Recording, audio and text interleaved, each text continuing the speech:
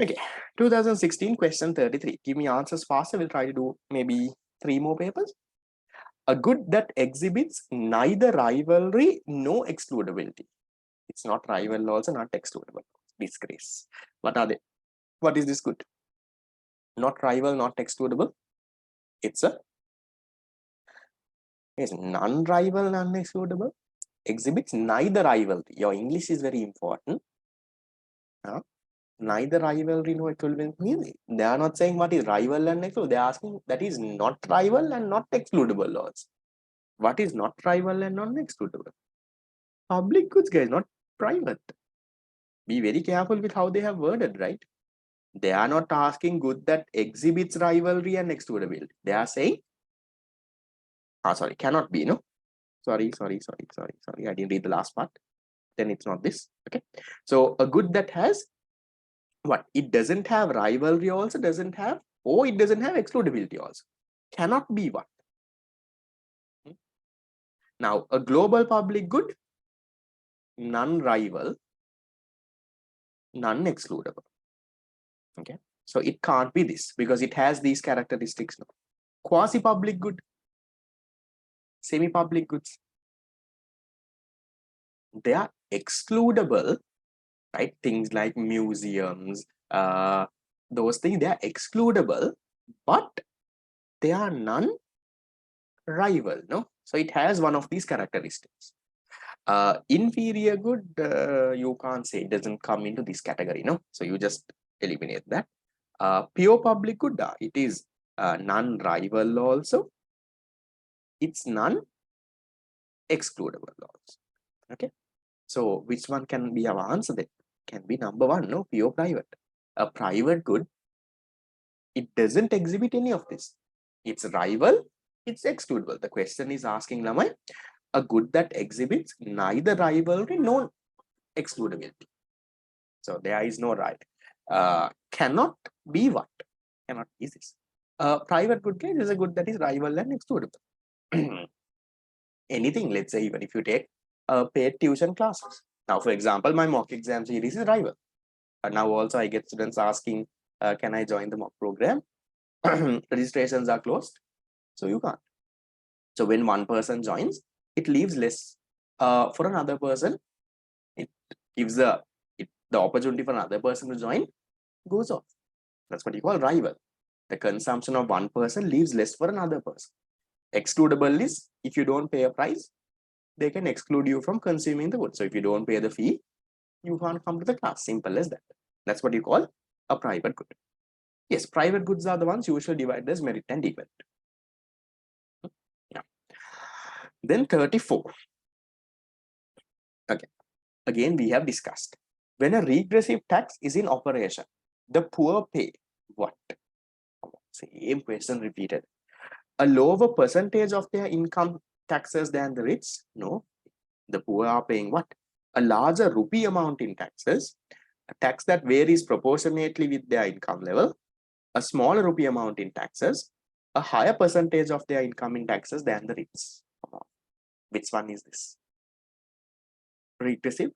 Number 5, no, they pay a higher percentage. Can someone give me the previous question that we discussed this for the ones who will directly jump to the 2016 paper so that they can watch? 2012? No, 13. No, 13, the last one. No? Question number 2013. Question number 35. So for those who skip this, you can go back and watch where I explain this in detail. Then 35.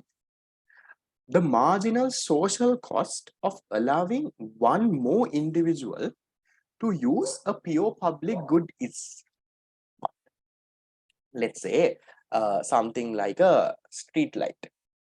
Now, one more person walked in your road and went, and he also benefited from the street light. What is the additional cost? Marginal cost means the additional cost. What's the additional cost of providing it for that fellow? Nothing, no? Zero. So, marginal social cost, right, which is the addition of private cost and external cost. Zero. There is no additional cost just because one person goes and consumes. So that is what say that. Okay, done. Then 36. Again, easy lamai. Table below shows the marginal private benefit and external benefit, private cost and external cost. At free market equilibrium level of output. Now see lamai. They are saying private cost is 24 and external cost is 0. What does that mean? Remember, social cost equals private cost plus external cost. So external cost is 0. There is no externality, no? So private cost is 24. So that means your social cost is also 24. So can this be an externality in production? Can the answer that you're finding, can it be an externality in production? No, because there is no externality in production. In production, social cost and private cost are equal. That's why when we are drawing an externality in consumption, we draw one production curve. Social cost and private cost is same. So then what externality can it be? Maybe private benefit is 36, external benefit is 18. So that means there is a social benefit is higher, no? Private benefit plus external benefit. They are saying private benefit is 36, external benefit is 18. Therefore, social benefit is how much? 54. We don't need the numbers, but social benefit. Okay, social benefit is greater than your private benefit. This is what? These are what good? A good that is generating a positive externality in consumption. What goods do we call those? Goods that generate positive externalities in consumption are called simple, no, are called merit goods. Simple. This one. Which of the following methods of financing the budget deficit can increase the aggregate demand by the greatest amount? This is a little connected to unit number 7 also, guys. Remember inflationary sources of financing the budget deficit. What are the inflationary sources? Inflationary sources of financing the budget deficit is usually if you finance it through the banking system. If you finance it through banking sources. Now, banking sources, what do you have? Under banking sources, you have the central bank and you have commercial banks. Right? I'm not drawing the whole diagram here. Yeah, you have central bank and commercial bank. Usually, financing through central bank and commercial bank are considered as inflationary. Why? If you borrow through the central bank can print money and give. So central bank is printing money and giving means high-powered money is releasing to the economy. If you borrow through commercial banks, then commercial banks giving loans means credit creation. So there can be credit creation. So both of this, borrowing through the central bank or even borrowing through the commercial banks, will eventually end up with money supply going up. So if money supply goes up, now you all know the rest of the story. We learned this for unit number 7. When money supply increases, aggregate demand will increase, thereby it will lead to inflation. That's why we call banking sources as inflationary sources. Now, when you borrow through non-banking sources like EPF, ETF, NSB, they can't create credit. So that is not inflation. When you get even, let's say, now foreign loans and all, to some extent can be inflationary also, guys. Because when you get foreign loans and all, it comes in dollars, then it will be released to the economy in rupees. That can also be inflationary to some extent.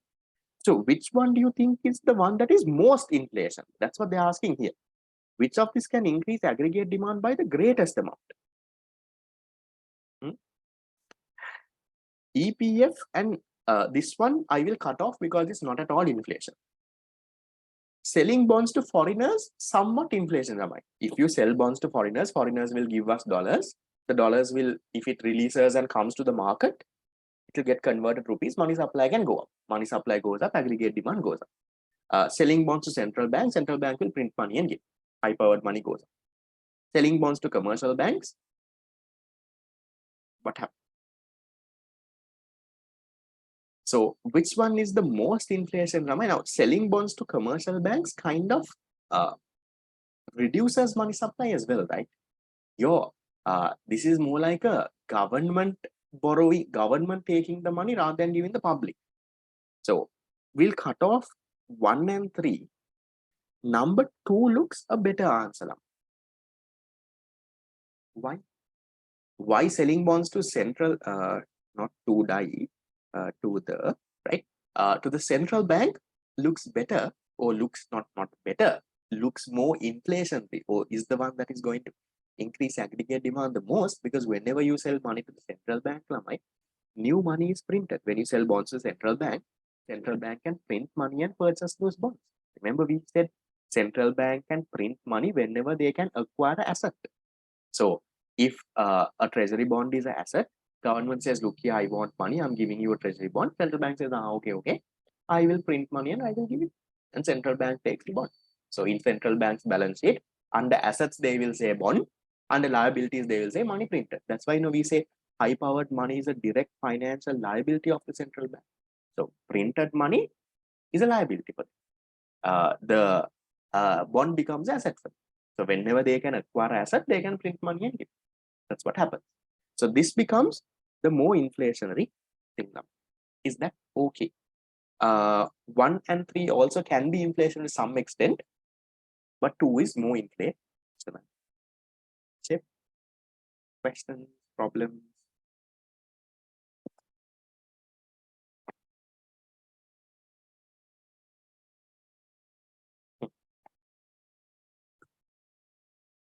Let's sit with 2016. How did you all do so far? There were 1, 2, 3, 4, 5 questions.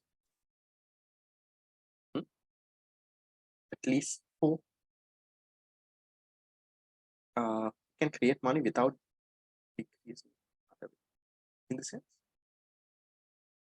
create money without decrease. Okay, all right. We'll get into 2017.